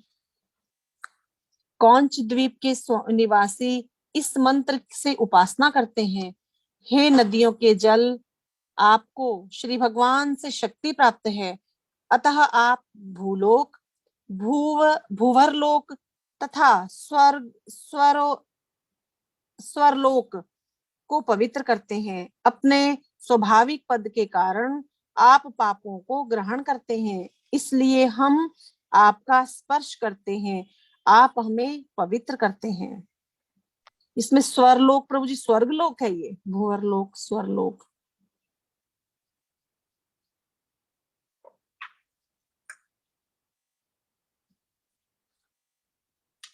हरे कृष्ण प्रभु जी। हाँ, जो हमें तृतीय स्कंद में पढ़े थे ना, लोकों के वर्णन, भूर्भुवः जी स्वः जी। मह जन स्वागत। तप, सत्य लोक तक ऊपर जाता है, नीचे अतल वितल सुतल अतल ततल मुस्तल तलातल सतल महातल पाताल सब आधा। 7 लोग ऊपर 7 लोग नीचे 7 हैं, लोग नीचे हैं जी। यही है। और यहाँ पर देखो, जल का स्पर्श करने से पवित्रता आती है, नदियों का जल। इसी प्रकार साधु भी पवित्र करते हैं, ये कुछ विशेष इसकी विशेषता है। जल का स्वभाव है पवित्र करना, आप देखोगे तो मन में शीतलता आती है। देखते ना, नदियों का दर्शन करके मन प्रसन्न सा होता है, नहीं होता? जी प्रभु जी। सबका एक प्रसन्नता, पवित्रता आती है, शांति आती है, नेचर के क्लोज रहते हैं। तो जल स्पर्श करने से शुद्ध करता है। जब भी कुछ शुद्धि करनी हो तो जल का स्पर्श करते हैं, जी स्वाभाविक ही शुद्ध करने वाला है। ऐसे ही साधु, ये जल तो स्पर्श करने से शुद्ध करता है, लेकिन जो सच्चा साधु है, साधु मतलब उसके पास जो जाएगा उसको प्रसन्नता प्राप्त होती है। और हम जैसा नहीं, जो साधु तो नहीं है ना, हम लोग साधु बनने की कोशिश भी नहीं कर पा रहे। हम तो इतने कहाँ पड़े हुए हैं। एक साधु जैसे प्रभुपाद जी हैं, प्रभुपाद जी के पास जो जाता था प्रसन्न हो जाते थे। उसे कुछ ना कुछ मिलता है, सभी लोगों को कुछ ना कुछ मिलता था। जिस बिल्डिंग में वो रहते थे वहाँ सब जगह एक ब्लिस, एक आनंद होता था, खुशी खुशी। तो कल हमने भेजा था एक कोट उसमें व्हाट्सएप ग्रुप में, कि कैसे भगवान के विचारों में हमेशा लीन रहता है साधु 24 घंटे। परम पवित्र भगवान है जो उनसे हमेशा 24 घंटे 24/7 कनेक्ट रहता है, तो वो कितना प्योर होगा। इसलिए वो प्रसन्न रहता है, उसकी स्माइल सबको और प्रसन्न हो जाती है। ऐसे साधु दुर्लभ होते हैं। तो ये साधुओं की बात इसमें आ गई। तो जल पवित्र करता है, पर साधु उससे ज्यादा पवित्र करते हैं, दर्शन से पवित्र कर देते हैं। हरे कृष्ण। तात्पर्य। भगवत गीता के 7वें अध्याय के 4थे श्लोक में श्री कृष्ण का कथन है, भूमिरापो अनलो वायुः खगम मनो बुद्धिरेव च अहंकार इति यम मे भिन्ना प्रकृति पृष्ठधा। पृथ्वी, जल, अग्नि, वायु, आकाश, मन, बुद्धि और अहंकार, ये 8 प्रकार से विभाजित मेरी भिन्ना अपराशक्ति है। जिस प्रकार ऊष्मा तथा प्रकाश नामक सूर्य की शक्तियां इस ब्रह्मांड में क्रियाशील हैं और प्रत्येक वस्तु को कार्य करने के लिए प्रेरित करती हैं, उसी प्रकार परमेश्वर की शक्ति संपूर्ण सृष्टि में क्रियाशील रहती है। शास्त्रों में वर्णित विशिष्ट नदियां भी श्री भगवान की शक्तियां हैं और जो व्यक्ति इनमें प्रतिदिन स्नान करते हैं वे पवित्र होते रहते हैं। सचमुच अनेक लोग गंगा में स्नान करने मात्र से रोग मुक्त होते हैं। इस प्रकार कौंच द्वीप के निवासी नदियों में स्नान करके पवित्र होते हैं। एवं पुरस्तात् क्षीरो ददात् परितः उपवेशितः शाकद्वीपो द्वात्रिशल्लक्षयोजनायामः समानेन च दधिमण्डोदेन परितो यस्मिन् शाको नामः महिरुह स्वक्षेत्रव्यपदेशको यस्यः महासुरन्भिः गन्धस्तं द्वीपमनुवासयति। क्षीर समुद्र से बाहर शाक द्वीप है जिसकी चौड़ाई 32 लाख है योजन और 2,56,00,000 मील है। जिस प्रकार कौंच द्वीप अपने ही क्षीर सागर से घिरा है, उसी प्रकार शाक द्वीप अपने ही समान चौड़ाई वाले मट्ठे के समुद्र से घिरा है। शाक द्वीप में एक विशाल शाक वृक्ष है जिससे यह द्वीप का यह नाम पड़ा। यह वृक्ष अत्यंत सुगंधित है, इससे सारा द्वीप महकता है। अभी आप तो श्लोक मत पढ़िए क्योंकि टाइम पूरा ही हो गया लगभग, और अभी हम पूरी कर देते हैं। और हिंदी पढ़िए और तात्पर्य पढ़िए। ठीक है प्रभु जी। श्लोक नंबर 25। इस द्वीप में के स्वामी प्रियव्रत के ही पुत्र मेधातिथि थे। उन्होंने भी अपने द्वीप को 7 भागों में विभाजित करके उनका नाम अपने पुत्रों के नाम पर रखा और उन्हें उन द्वीपों का राजा बना दिया। उनके इन पुत्रों के नाम है पुरोजव, मनोजव, पवमान, धूम्रानीक, चित्ररेफ, बहुरूप तथा विश्वधार। इस द्वीप को विभाजित करके अपने पुत्रों को उनका राजा बनाकर मेधापति स्वयं विरक्त हो गए और उन्होंने अपने मन को श्री भगवान के चरणारविंदों में लगाने के उद्देश्य से ध्यान योग्य एक तपोवन में प्रवेश किया। इन द्वीपों में भी 7 मर्यादा पर्वत तथा 7 ही नदियां हैं। पर्वतों के नाम ईशान, उरुश्रंग, बलभद्र, शतकेशर, सहस्त्रश्रोत, देवपाल तथा महानस हैं तथा नदियां अनघा, आयुर्दा, उभयस्पृष्टि, अपराजिता, पंचपदी, सहस्त्रश्रुति तथा निजधृति है। श्लोक नंबर 27। उन द्वीपों के वासी भी ऋतव्रत, सत्यव्रत, दान व्रत तथा अनुव्रत इन 4 वर्णों में विभक्त हैं, जो ब्राह्मण, क्षत्रिय, वैश्य तथा शूद्र के समान हैं। वे प्राणायाम तथा योग साधना करते हैं और समाधि द्वारा वायु रूप में परमेश्वर भगवान की उपासना करते हैं। अंतः बढ़ाइए, जितनी थी उतनी रहने दीजिए। ठीक है बाबू जी। शाक द्वीप के निवासी वायु रूप में श्री भगवान की उपासना निम्नलिखित शब्दों से करते हैं। हे परम पुरुष, देह के भीतर परमात्मा रूप में स्थित आप विभिन्न वायुओं तथा यथा प्राण की विभिन्न क्रियाओं का संचालन करने वाले तथा समस्त जीवात्माओं का पालन करने वाले हैं। हे ईश्वर, हे परमात्मा, हे विराट जगत के नियामक, आप सभी प्रकार के संकटों से हमारी रक्षा करें। तात्पर्य, योगी जन प्राणायाम नामक योग क्रिया के बल से शरीर के भीतर वायु को रोककर शरीर को स्वस्थ रखते हैं। इस प्रकार योगी समाधि दशा को प्राप्त होते हैं और अपने हृदय प्रदेश में श्री भगवान को देखने का प्रयास करते हैं। अपने हृदय प्रदेश में श्री भगवान को अंतर्यामी रूप में देखकर उसमें तल्लीन रहने के लिए समाधि की अवस्था प्राप्त करना आवश्यक है, जो प्राणायाम के माध्यम से ही संभव है। दधी के श्लोक नंबर 29। दधी के समुद्र से बाहर पुष्कर नाम का एक अन्य द्वीप है, जो इस समुद्र से दुगनी चौड़ाई वाला है, अर्थात 64 लाख योजन 5 करोड़ 22 लाख मील है। यह द्वीप अपने ही समान चौड़ाई वाले मधुर जल के सागर से घिरा हुआ है।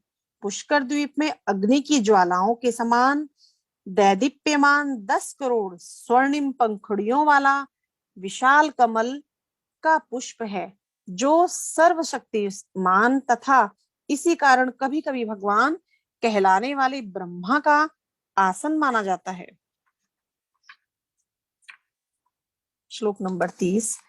उस द्वीप के बीचों बीच भीतरी तथा बाहरी ओर की सीमा बनाने वाला मानसोत्तर नाम का एक पर्वत है। यह 10,000 योजन 80,000 मील ऊंचा और इतना ही चौड़ा है। इसके ऊपर चारों दिशाओं में इंद्रादि लोकपालों की पुरियां हैं। सूर्यदेव अपने रथ में आरूढ़ होकर इस पर्वत के ऊपर संवत्सर नामक परिधि में, जो मेरु पर्वत का चक्कर लगाती है, यात्रा करते हैं। उत्तर दिशा में सूर्य का पथ उत्तरायण और दक्षिण दिशा में दक्षिणायण कहलाता है। देवताओं के लिए यह है दिशा, एक दिशा में दिन होता है और दूसरी दिशा में रात्रि। तात्पर्य, सूर्य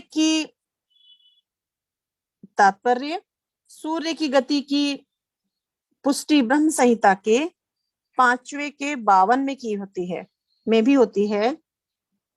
यस्याज्ञया भ्रमति सम्रतः काल चक्रः। सूर्य 6 मास तक सुमेरु पर्वत की उत्तर दिशा में और 6 मास तक दक्षिण दिशा में चक्कर लगाता है। स्वर्गलोक के देवताओं के दिन और रात्रि की यही अवधियां हैं। श्लोक नंबर 32, श्लोक नंबर 31। इस द्वीप का अधिपति महाराज प्रियवत का पुत्र वितिहोत्र था, जिसके रमणक तथा धातकी नामक 2 पुत्र हुए।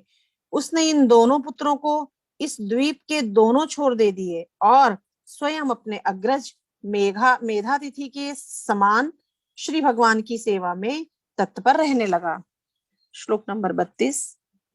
इस द्वीप के वासी अपनी कहने का भौतिक मतलब ये है कि जी सब लोग अपना मैनेजमेंट जितना संभालना संभाल करके जल्दी से किसी को सौंप कर खुद भजन में लग जाते हैं।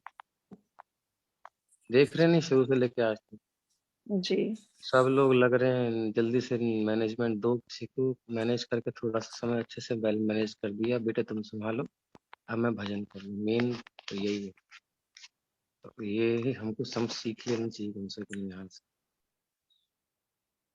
हरे कृष्ण। हरे कृष्ण। इस द्वीप के वासी अपनी भौतिक कामनाओं की पूर्ति के लिए ब्रह्मा के रूप में श्री भगवान की आराधना करते हैं। वे इस प्रकार उनकी स्तुति करते हैं। श्लोक नंबर 33। भगवान ब्रह्मा कर्ममय कहलाते हैं, क्योंकि अनुष्ठानों को करके कोई भी उनका पद प्राप्त कर सकता है और उन्हीं से वैदिक अनुष्ठान स्तुतियां प्रकट होती हैं। वे अविचल भाव से श्री भगवान की भक्ति करते हैं, अतः एक प्रकार से वे भगवान से अभिन्न हैं। फिर भी उनकी उपासना एकांतिक भाव से न करके द्वैत भाव से करनी चाहिए। मनुष्य को चाहिए कि अपने को दास मानते हुए पर ब्रह्म को ही परम आराध्य माने। अतः हम भगवान ब्रह्मा को साक्षात वेद ज्ञान के रूप में नमस्कार करते हैं। तात्पर्य, इस श्लोक में आगत कर्म मयम शब्द महत्वपूर्ण है। वेदों का वचन है, स्वधर्म निष्ठा शत जन्म भी पुमान विरिच्यताम एति। जो 100 जन्मों तक वर्णाश्रम धर्म के नियमों का कठोरता से पालन करता है, उसे ब्रह्मा पद की प्राप्ति होती है। यद्यपि ब्रह्मा जी अत्यंत शक्तिमान है, किंतु वे कभी भी अपने को पूर्ण पुरुषोत्तम भगवान से अभिन्न नहीं मानते, क्योंकि उन्हें यह ज्ञात है कि वे ईश्वर के शाश्वत दास हैं। चूंकि आध्यात्मिक स्तर पर अभिन्न रूप से भगवान तथा दास एक हैं, इसलिए ब्रह्मा को यहाँ भगवान कहा गया है। भगवान तो पूर्ण पुरुषोत्तम भगवान श्री कृष्ण है, किंतु यदि कोई भक्त परम अवस्था से उनकी सेवा करता है तो वैदिक साहित्य का उसे ज्ञान हो जाता है। इसलिए ब्रह्मा को ब्रह्मलिंग कहा जाता है, जिससे ये बोध होता है कि उनका संपूर्ण स्वरूप वैदिक ज्ञानमय है।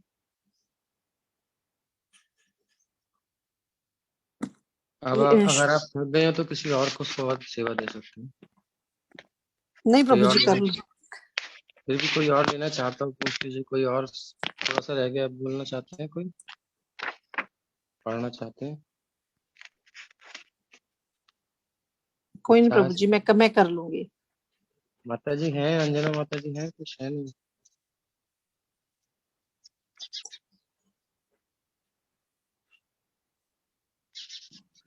हरे पता कृष्णा जी, बहुत सुंदर पढ़ रही हैं प्रभु जी, में बहुत आनंद आ रहा है। वो मैं समझ गया, आपको पढ़ना नहीं है, समझ गया हूँ, ठीक है। कोई नहीं प्रभु जी, 34वां श्लोक है। नहीं, मीरा माता जी सचमुच बहुत अच्छा पढ़ रही है। हाँ, धन्यवाद मत, ऐसा बस प्रभु की कृपा हाँ, है ठीक है, ये। अच्छी पढ़ रही है, लेकिन एक केवल इन्हीं को नहीं, सबको अच्छा पढ़ना सीखना चाहिए ना। तो इन्होंने बहुत पहले से इम्प्रूवमेंट किया है, पहले से इतना नहीं पढ़ पाती थी। अभी जी मैं देख प्रभु रहा जी हूँ के, अच्छे बिल्कुल से पढ़ रहे हैं। बिल्कुल प्रभु जी के आशीर्वाद से ही ऐसे सब ही आप लोग संभव भी है। सीखिए पढ़ना, सब लोग आगे बढ़ना है ना, सब कुछ भी। तो ठीक है, पढ़िए फिलहाल, आजकल किसी और को देखेंगे हैं? नहीं प्रभु जी, मैं पढ़ लूंगी। इसके पश्चात मृदुल जल वाले सागर के आगे तथा इसको पूरी तरह घेरने वाला लोकालोक नामक पर्वत है, जो देशों को सूर्य से प्रकाशित तथा अप्रकाशित इन 2 भागों में विभाजित कर देता है। श्लोक नंबर 35। मृदुल जल के सागर से आगे सुमेरु पर्वत के मध्य से लेकर मानसोत्तर पर्वत की सीमा तक जितना अंतर है उतनी भूमि है। उस भूभाग में अनेक प्राणी रहते हैं। उसके आगे लोकालोक पर्वत तक फैली हुई दूसरी भूमि है जो स्वर्णमय है। स्वर्णमय सतह के कारण यह दर्पण की तरह सूर्य प्रकाश को परावर्तित कर देती है, अतः इसमें गिरी हुई वस्तु पुनः नहीं दिखाई पड़ती। फलतः सभी प्राणियों ने इस स्वर्णमय भूमि का परित्याग कर दिया। श्लोक नंबर 36। जीवात्माओं से युक्त तथा बिना प्राणियों वाले देशों के मध्य में एक विशाल पर्वत है जो इन दोनों को पृथक करता है, अतः लोकालोक नाम से विख्यात है। श्लोक नंबर 37। श्री कृष्ण की परमेच्छा से लोकालोक नामक पर्वत तीनों लोकों भूरलोक, भुवरलोक तथा स्वरलोक की बाहरी सीमा के रूप में स्थापित किया गया है, जिससे संपूर्ण ब्रह्मांड में सूर्य की किरणों का नियंत्रण किया जा सके। सूर्य से लेकर ध्रुव लोक एवं सारे नक्षत्र इन तीनों लोकों में इस पर्वत के द्वारा निर्मित सीमा के अंतर्गत अपनी किरणें बिखेरते हैं। चूंकि यह पर्वत ध्रुव लोक से भी ऊंचा है, अतः यह नक्षत्रों की किरणों को अवरुद्ध कर लेता है, जिससे वे कभी भी इसके बाहर प्रसारित नहीं हो पाती। तात्पर्य, लोकत्रय से हमारा प्रयोजन उन तीन लोकों भूम, भुवः तथा स्व से है, जिनमें यह ब्रह्मांड विभक्त है। इन लोकों को घेरने वाली 8 दिशाएं, जिनके नाम है पूर्व, पश्चिम, उत्तर, दक्षिण, उत्तर पूर्व, दक्षिण पूर्व, उत्तर पश्चिम तथा दक्षिण पश्चिम। लोकालोक पर्वत की स्थापना समस्त लोकों की सीमा, समस्त लोकों की बाह्य सीमा में इसलिए की गई, जिससे सूर्य तथा अन्य नक्षत्रों की किरणें समस्त ब्रह्मांड के समान रूप में वितरित हों। सूर्य की किरणें ब्रह्मांड के विभिन्न लोकों में जिस प्रकार वितरित होती हैं, इसका यह वर्णन अत्यंत वैज्ञानिक है। सुखदेव गोस्वामी ने महाराज परीक्षित को यह विश्व विवरण जैसा अपने पूर्वजों से सुना था, कह सुनाया। उन्होंने इन तथ्यों को 5000 वर्ष पूर्व कह सुनाया था, किंतु यह ज्ञान बहुत काल पहले से उपलब्ध था और श्री सुखदेव स्वामी ने इसे शिष्य परंपरा से प्राप्त किया। परंपरा से प्राप्त होने से यह ज्ञान पूर्ण है। इसके विपरीत आधुनिक विज्ञान का इतिहास कुछ 100 वर्षों से अधिक पुराना नहीं है। अतः यदि आधुनिक विज्ञानी श्रीमद् भागवत के अन्य तथ्यों को ना भी स्वीकार करें, तो भी वे दीर्घ काल से चली आ रही नक्षत्र विज्ञान संबंधी पूर्ण गणनाओं को कैसे अस्वीकार कर सकते। श्रीमद् भागवत से अथाह सूचनाएं प्राप्त की जा सकती हैं, किंतु आधुनिक विज्ञानियों को अन्य लोकों के संबंध में कोई जानकारी नहीं है। और वास्तविकता तो यह है कि जिस लोक में हम रह रहे हैं, उससे भी वे ठीक से परिचित नहीं हो पाए हैं। हरे कृष्ण। श्लोक नंबर 38। त्रुटि, भ्रम तथा वंचना से मुक्त विद्वानों ने प्रमाण लक्षण स्थिति के अनुसार लोकों का इतना ही विस्तार बतलाया है। उन्होंने विचार विमर्श के बाद यह स्थापना की है कि सुमेरु तथा लोकालोक पर्वत की दूरी ब्रह्मांड के व्यास की चतुर्थांश अर्थात 12.5 करोड़ योजन 12.5 करोड़ योजन 1 अरब मील है। तो ये जो है यहाँ पर एक बात आई है, जी। त्रुटि, भ्रम और वंचना से मुक्त विद्वानों ने। आजकल के जितने विद्वान हैं उनमें त्रुटि होती है, उनके एक्सपेरिमेंट्स में बहुत सारे दोष हैं। जी। ये तो पूरा एक विषय है, सब्जेक्ट है। उन्हें कंफ्यूजन होता है, भ्रम है उनके अंदर। और सबसे बड़ी बात कि वो लोभी हैं, उनको कुछ, हर एक व्यक्ति अपने देश, अपने एक किसी से बंधा हुआ है, अपने कुछ का मोटिव है। जैसे अमेरिका ने रशिया को डाउन करने के लिए अपना जो दिखा दिया कि हम चांद पे चले गए थे, उस समय झूठी खबर फैला दी। ऐसे सब लोग अपना अपना कुछ ना कुछ उनका उद्देश्य होता है, वो ठगना चाहते हैं। किसी का लोभ होता है, वैज्ञानिकों को कुछ मिलेगा तो करेंगे, नहीं मिलेगा तो नहीं। कई प्रकार की चीजें हैं, नेम फेम चाहिए, हिडन में बहुत सारी चीजें होती हैं। तो त्रुटि होती है, भ्रम होता है, और ठगना भी उनके अंदर है, दूसरे को ठगने की प्रवृत्ति। इसके कारण जो है नॉलेज परफेक्ट नहीं आती है। और जो उनको मतलब पैसा मिलता है उसके द्वारा वो करते हैं, कुछ जिसको जहाँ मिलेगा वहां करेंगे, नहीं मिलेगा नहीं करेंगे। उसमें भी कई चीजें देखते हैं कि मेरे को उसमें नाम आएगा कि नहीं आएगा। किसी का होता है एक्सपेरिमेंट, किसी के नाम उसको दे दिया जाता है, उससे पैसा लेकर के, ऐसा भी बहुत कुछ होता रहता है। तो ये सब चीजें हैं। और पहले के हमारे ऋषि मुनि, उन्हें किसी से कुछ नहीं चाहिए था, कॉस्ट नॉलेज देते थे। नॉलेज का कोई पैसा नहीं लिया जाता था, किसी को चार्ज नहीं किया जाता था। और गुरुकुल में शिक्षा सबको समान रूप से मिलती थी। गुरु दक्षिणा का मतलब वो स्वेच्छा से एक गुरु के प्रति सम्मान कि उन्होंने इतना इतना मतलब जिसकी कोई कीमत नहीं है, ऐसा ज्ञान हमको दिया है सहज रूप से। अपना जीवन उन्होंने इसी नॉलेज को देने के लिए समर्पित कर दिया, तो उनको हम जो दे सकते हैं वो अलग चीज है। वो सहर्ष प्रसन्नता से, कोई उनको ऐसा नहीं कि फीस देनी देनी है, नहीं तो फिर अभी लॉकडाउन चल रहा है, बच्चे कुछ पढ़ नहीं पा रहे बेचारे, वैसे ही स्क्रीन के आगे घुसे पड़े हैं, परेशान है। उसके बाद ही स्कूल से आ जाता है फीस भरो, वो भी परेशान है क्योंकि उनका सिस्टम ऐसा बन गया है, स्कूल वाले भी और माता पिता भी परेशान। तो सब जगह ऐसी सिचुएशन हो गई है कि ये सब थोड़े दोष हैं आज की सभ्यता में, जो पहले ये सब नहीं थे। आगे पढ़िए। तात्पर्य। श्रील विश्वनाथ चक्रवर्ती ठाकुर ने लोकालोक पर्वत की स्थिति, सूर्य गोलोक की गतियां तथा सूर्य एवं ब्रह्मांड की परिधि के बीच की दूरी के संबंध में सही सही ज्योतिषीय वैज्ञानिक जानकारी प्रस्तुत की है, किंतु ज्योतिर्वेद द्वारा इन गणनाओं में प्रयुक्त परिभाषिक शब्दों का अंग्रेजी में अनुवाद कर पाना कठिन है।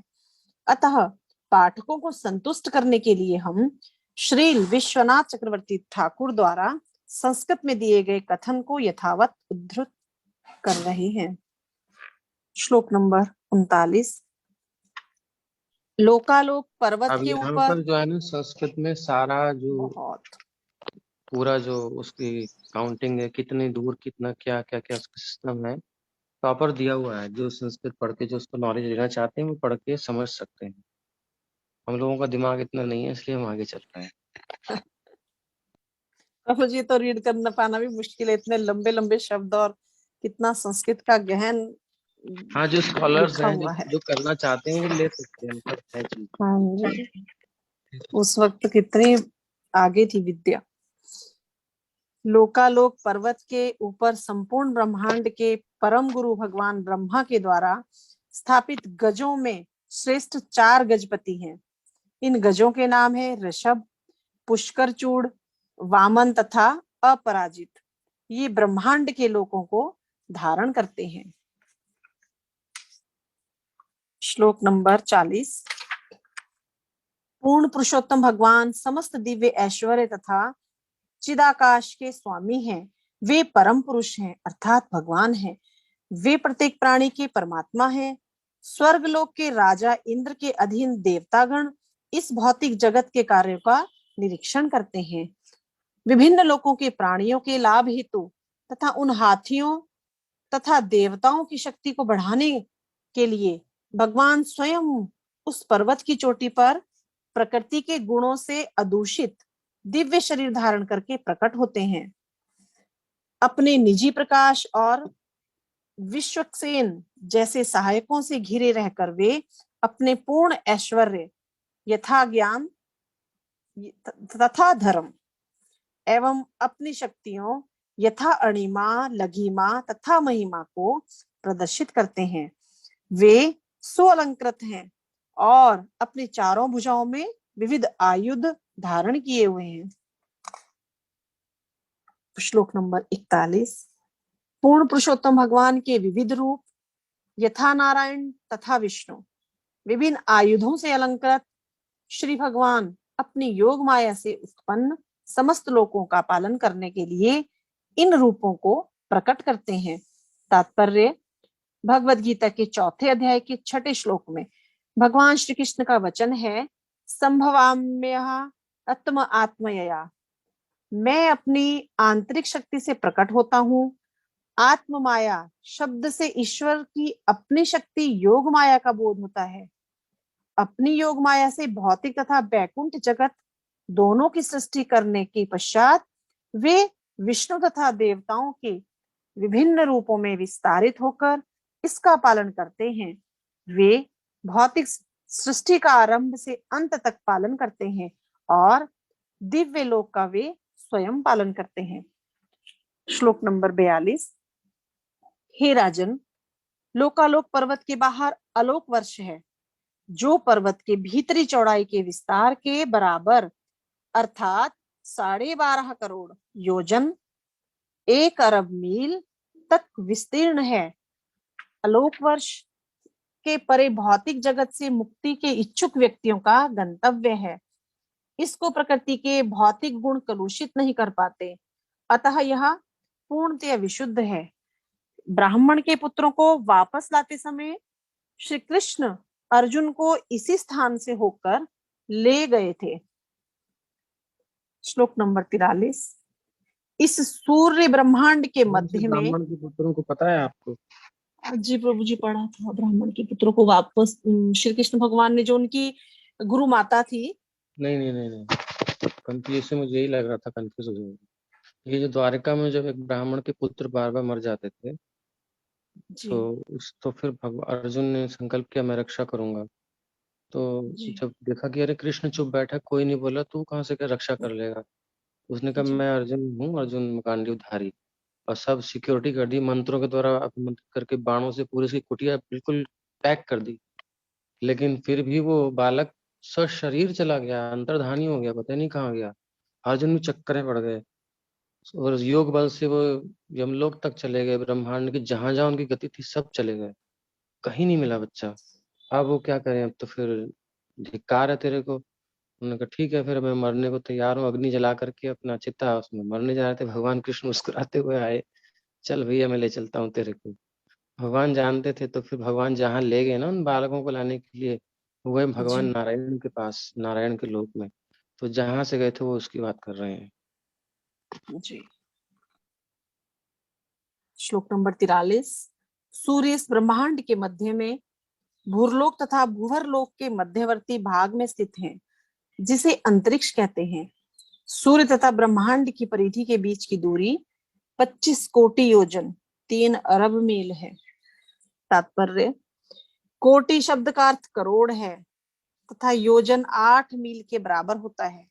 इस ब्रह्मांड का व्यास 50 करोड़ योजन 4 मील अरब है।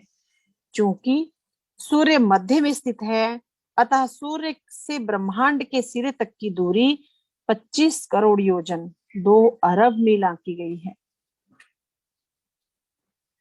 श्लोक नंबर 44।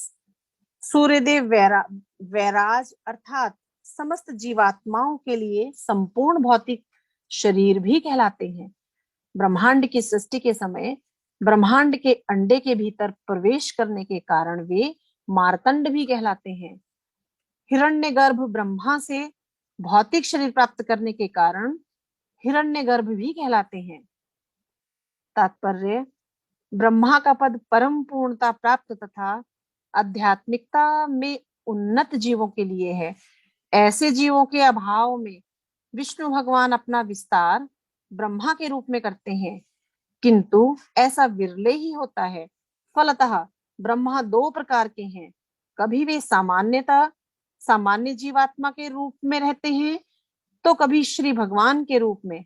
यहाँ पर सामान्य ब्रह्मा का उल्लेख हुआ है। ब्रह्मा चाहे जिस रूप में भी हो, वे वैराज ब्रह्मा तथा हिरण्यगर्भ ब्रह्मा कहे जाते हैं। इसलिए सूर्य देव को भी वैराज ब्रह्मा के रूप में माना गया है। तो यहाँ पर जो ब्रह्मा 2 बताए गए ना, तो एक बार होता है कि कभी कभी कोई क्वालिफाइड जीव नहीं मिलता है जो 100 जन्मों तक वर्णाश्रम का कठोरता से पालन करने वाला हो, तो पोस्ट की एलिजिबिलिटी नहीं है, तो फिर किसको रखेंगे? तो स्वयं भगवान ब्रह्मा बन जाते हैं उस समय, पोस्ट खाली नहीं रखते। तो उस समय भगवान ही ब्रह्मा होते हैं एक्चुअली। तो उस स्थिति होती है, वो रेयर होती है, जनरली मिल जाते हैं कभी कभी। तो वो बात चलेगी। प्रियांश, प्रियांश आगे चलिए। एक मिनट रुको जी, एक मिनट रुको जी।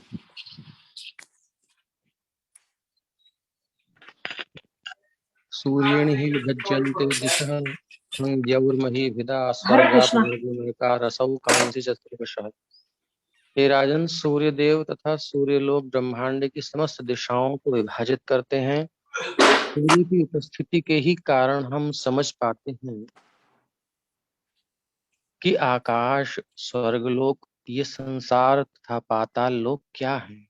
सूर्य नहीं होगा तो कुछ दिखेगा ही नहीं। सूर्य के ही कारण हम जान पाते हैं कि भोग या मोक्ष के स्थान कौन कौन से हैं और कौन से नरक तथा अतल आदि लोक हैं। सूर्यलोक से सूर्य देव द्वारा प्रदान की जा रही ऊष्मा और प्रकाश, लाइट एंड हीट पर ही समस्त जीवात्मा निर्भर हैं, सब डिपेंड करते हैं, जिनमें देवता हैं, मनुष्य हैं, पशु पक्षी, कीट, रेंगने वाली जीव, लताएं, वृक्ष सम्मिलित हैं। सूर्य की ही उपस्थिति के कारण सभी प्राणी देख सकते हैं, इसीलिए वो दृगीश्वर अर्थात दृष्टि के ईश्वर कहलाते हैं। तात्पर्य। इस प्रसंग में श्रील विश्वनाथ चक्रवर्ती ठाकुर का कथन है, सूर्य आत्मा आत्मनिवेनोपास्यः। इस ब्रह्मांड में सूर्य ही समस्त प्राणियों का जीवन और आत्मा है, इसलिए वह उपास्य हैं। हम सूर्य देव की उपासना गायत्री मंत्र के जप ओम भूर्भुवः स्वः तस्य वितुर्वरेण्यं भर्गो देवस्य धीमहि द्वारा करते हैं। सूर्य इस ब्रह्मांड का उसी प्रकार जीवन और आत्मा है जिस प्रकार श्री भगवान इस समस्त सृष्टि के हैं। ऐसे असंख्य ब्रह्मांड हैं जिनके लिए सूर्य देव जीवन और आत्मा है। हमें ज्ञात है कि वैराज हिरण्यगर्भ के सूर्य नामक विशाल भौतिक गोलोक में प्रवेश किया। अतः तथाकथित वैज्ञानिकों का यह कथन है कि वहां कोई नहीं वास करता, असत्य है। श्री कृष्ण ने भगवत गीता में कहा है कि उन्होंने सर्वप्रथम सूर्य देव को गीता का उपदेश दिया। इमं विवस्वते योगम प्रोक्तवाना हम व्ययम। अतः सूर्य रिक्त नहीं है, इसमें जीवात्माएं निवास करती हैं और इसका प्रधान श्री विग्रह वैराज अथवा विवस्वान है। पृथ्वी तथा सूर्य में यही अंतर है कि सूर्य अग्निमय लोक है, किंतु वहां के प्राणी अनुकूल शरीर धारण करके बिना कठिनाई के वहां निवास करते हैं। हरे कृष्ण। क्लियर है सबको? सूर्य देव में जीव रहते हैं। कोई किसी को ऑब्जेक्शन हो तो बताओ। सूर्य लोक में जीवात्माएं नहीं रह सकती, ऐसा किसी का डाउट तो नहीं है? विश्वास है? ठीक है, तो ठीक है। श्रीमद् भागवत महापुराण की जय। आरती कर ले प्रभु जी। हाँ कर लीजिए, करिए आरती करिए। आरती अति पावन पुराण की, आरती अति पावन पुराण की, धर्म भक्ति विज्ञान खान की, धर्म भक्ति विज्ञान खान की, महापुराण भागवत निर्मल, शुक मुख विगलित निगम कल्प फल, परमानंद सुधा रसमय कल, लीलारती रस रस निधान की, आरती अति पावन पुराण की, कलिमल मथनी त्रिताप निवारिणी, जन्म मृत्युमय भव भय हारिणी, सेवत सतत सकल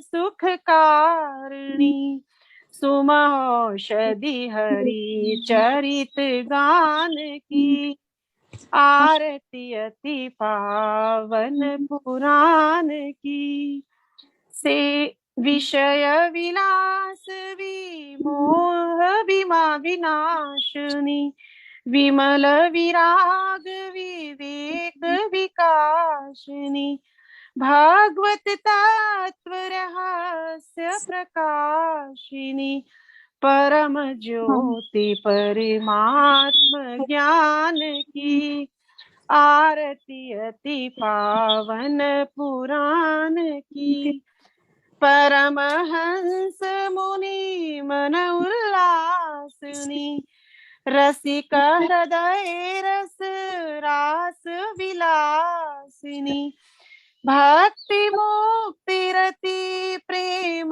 सुधासिनी, कथा किंचन प्रिय सुजान की, आरती अति पावन पुराण की, धर्म भक्ति विज्ञान खान की, हरे कृष्ण कृष्ण कृष्ण हरे हरे, हरे राम राम राम हरे हरे, हरे कृष्ण कृष्ण कृष्ण हरे हरे, हरे राम राम हरे हरे, हरे कृष्ण कृष्ण कृष्ण हरे हरे, हरे राम राम राम हरे हरे।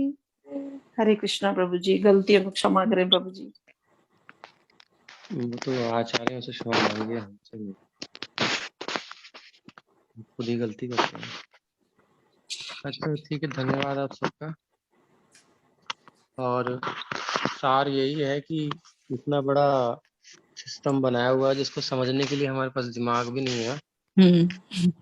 तो आज तो उस व्यक्ति को सोचिए, उस परम पिता परमात्मा जगदीश्वर सबके स्वामी भगवान को, जो इतना सिस्टम बना दिए हैं जिसको समझने की हमारे पास बुद्धि नहीं है। हम लोगों के पास, सबके पास नहीं, तो भी कुछ पकड़ पाते हैं, बट वो भी कहीं कहीं थक जाते हैं। तो ऐसे भगवान के विधान में हमें कभी भी डाउट नहीं करना चाहिए। कम से कम एक बात तो समझनी चाहिए, इतना जिसका टिपिकल गणित है, मैथमेटिक्स इतनी स्ट्रांग है जिनकी, एक एक चीज चल रही है तो कुछ रीजन है, कुछ है, तो उसको चलने दें।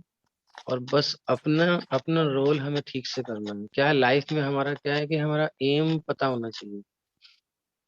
कल आपने अगर सुना होगा लेक्चर, इंग्लिश वाला जो भेजा था राधे श्याम प्रभु का, तो उन्होंने बताया था कि ड्राइविंग कर रहा है व्यक्ति, वो कह रहा है कि बस जब ग्रीन सिग्नल होता है तो मैं गाड़ी चलाता हूँ, रेड सिग्नल होता है तो रोक देता हूँ, बस कि चल रहा हूँ। इंडिया में रहता हूँ तो मैं लेफ्ट हैंड में चलाता हूँ, अमेरिका में होता हूँ तो राइट हैंड में चलाता हूँ, बट मैं चले जा रहा हूँ, चले जा रहा हूँ, चले जा रहा हूँ। एम क्या है, किधर जाना, डेस्टिनेशन कुछ नहीं पता। तो ऐसे लोग संसार में, हम बस भागे जा रहे हैं, क्या एम है कुछ पता ही नहीं किसी को।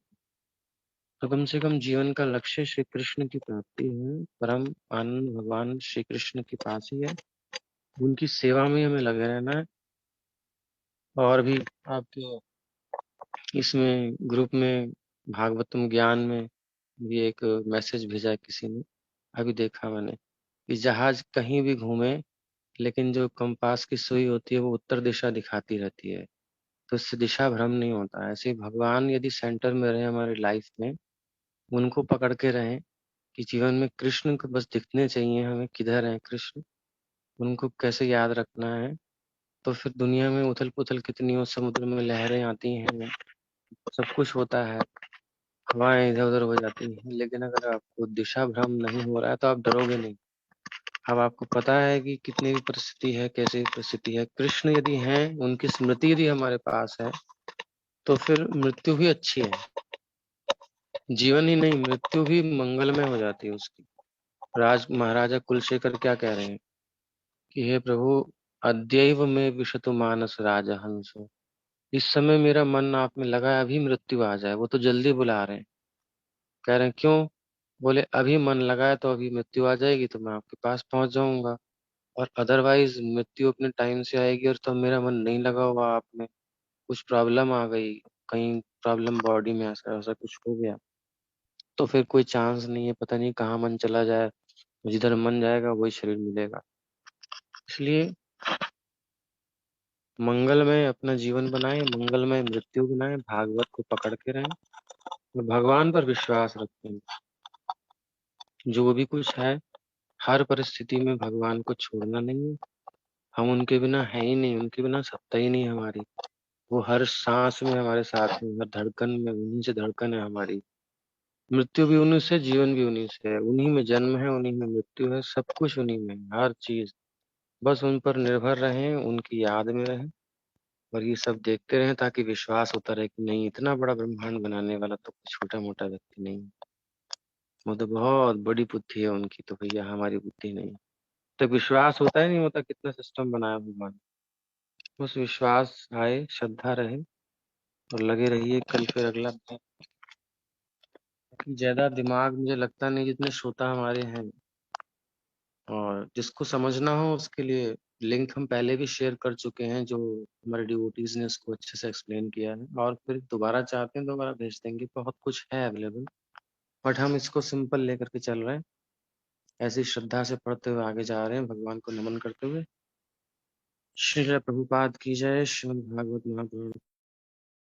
आप सबका बहुत बहुत धन्यवाद कॉपरेशन के लिए। हरे कृष्ण। हरे कृष्णा प्रभु जी, धन्यवाद, प्रणाम। और जो कल श्लोक याद किया है उसे रोज भगवान से प्रे करेंगे तो हमको शक्ति मिलेगी भक्ति की। और हमारी योग्यता नहीं कि हम अपनी आसक्तियों को छोड़ दें, गलत चीजें जो हमको चिपकी हुई हैं। भगवान से प्रार्थना करेंगे तो वो कृपा कर देंगे। लेकिन दैन्य होना चाहिए, तभी हमारे अंदर लगे कि हम कर सकते हैं, हम कर लेंगे। तो गर्व से नहीं होगा, लेकिन प्रे करेंगे भगवान से, फिर एफर्ट भी करेंगे तो काम हो जाएगा। हरे कृष्ण।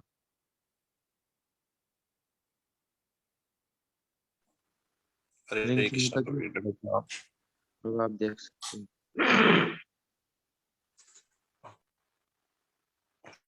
हरे कृष्णा मीरा माता जी, बहुत अच्छा एक्सप्लेन किया आपने, बहुत बहुत धन्यवाद। धन्यवाद प्रभु जी, धन्यवाद। आप सबका आशीर्वाद चाहिए प्रभु जी, बस भगवान नाम ऐसे लेते रहें।